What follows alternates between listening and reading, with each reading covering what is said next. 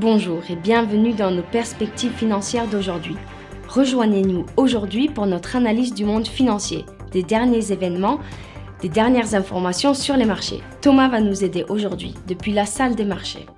Le Bitcoin a bondi de plus de 7% cette nuit en Europe, la principale crypto-monnaie mondiale tentant de mettre fin à 3 semaines de baisse.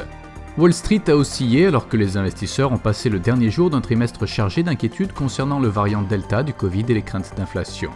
L'économie britannique s'est mieux comportée que prévu au deuxième trimestre, les ménages ayant dépensé plus et épargné moins en raison de l'assouplissement des restrictions. Le cours de l'action Nike est resté largement inchangé lors de la dernière session, l'indicateur Williams indique un marché survendu. La paire euro-dollar a connu une correction baissière lors de la dernière session, chutant de 0,1%. Selon l'indicateur stochastique RSI, nous sommes dans un marché survendu. La livre sterling a augmenté de 0,4% par rapport au dollar lors de la dernière session d'échange. L'indicateur oscillateur ultime indique un mouvement baissier. La paire dollar australien, dollar américain a augmenté de 0,7% lors de la dernière session, après avoir gagné jusqu'à 1% pendant la session.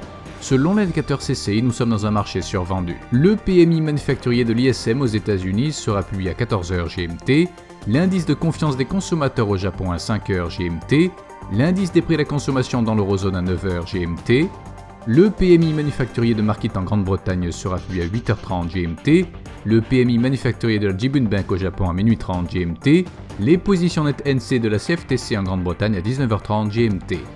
Nous espérons que vous avez apprécié nos perspectives du marché d'aujourd'hui. De la part de toute l'équipe, nous vous souhaitons une journée de trading productive. N'oubliez pas de nous rejoindre la prochaine fois pour toutes nos analyses des derniers événements et nouvelles sur les marchés financiers.